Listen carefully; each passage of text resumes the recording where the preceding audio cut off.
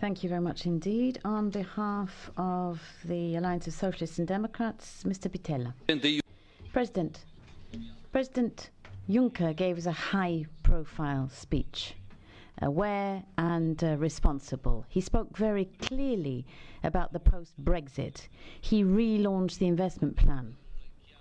He spoke clear opening words about flexibility, but he never pronounced the word austerity, and I'm very grateful to him for that. He said very clear things about combating tax evasion. He proposed a credible program for the forthcoming 12 months, which are going to be crucial for our citizens. We will support him, and loyally so. And our support will depend on the capacity to implement the commitments, to be constructors, as you said it, Mr. President. Finally, in your speech, I see a capacity to react. After Brexit, we heard so many statements of people who were saying, well, now it's the end of Europe, we're on the edge, Europe will be no longer there. And then nothing. Nothing. You know, leaders seem to be sleepwalking through the night. And then Theresa May, in the face of this clear but very sad outcome for us from the referendum.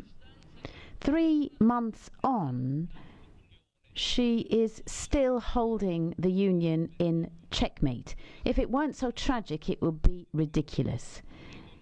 This commission has had a profile of economic policy. We like it as socialists, but it still brings out in a rash other people. They should take some antihistamines. You know, I'm talking about the people who are in favour of austerity and Schäuble and his friends. Well, Mr. Weber, that is a blind path to follow. We won't agree with that. We are a progressive alternative force, and we know, though, that these are extraordinary times. We have to work together, and we want to work together with all the European forces in this parliament to work on serious political proposals and ideas to face up to nationalism, the so-called patriotic democracy. Juncker gave some positive responses to our priority, to an awful lot of them. Let me repeat once again. Sustainable growth, jobs, mobilization of European democracy. These are key words for our values. And it's in line with our values and socialist principles. Sustainable growth, yes, an investment plan. We need to refocus it on more risky investments and on sustainability. Banking union, fiscal capacity, the fund for globalization, flexibility. I mean, we've had these discussions on the Stability Pact. There should be no reservations about that on the fiscal compact as well. Cohesion policy, that is a very cornerstone of European policy. We cannot undermine it. We cannot lose it. There is no question about that. We need a financial framework which will face up to challenges and put the challenges out there.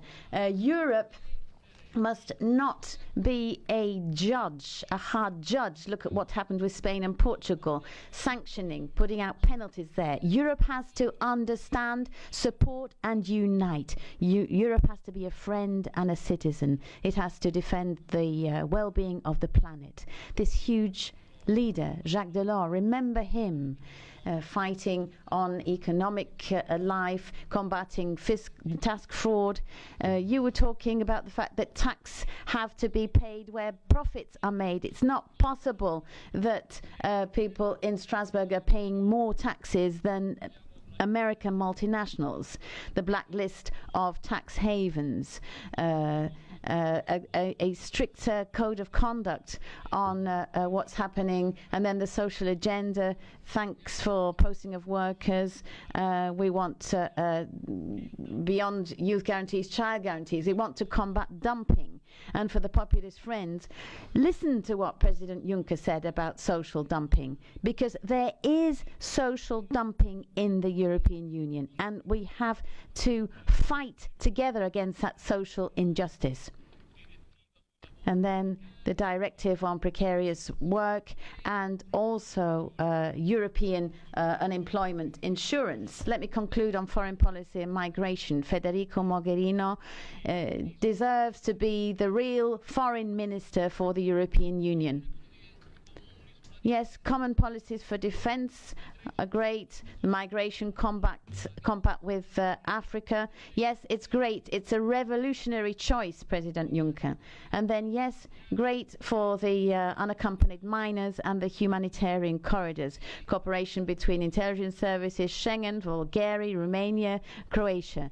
President, this Commission has the authority, prestige and intelligence to lead a new phase, a new era. There is an invisible risk out there, and it's called fear. But a world based on fear is a world which is worse than the one we live in now. And it's not correct to make our children and ourselves and future generations live that. To combat fear, we need political intelligence, we need determination and a huge European heart.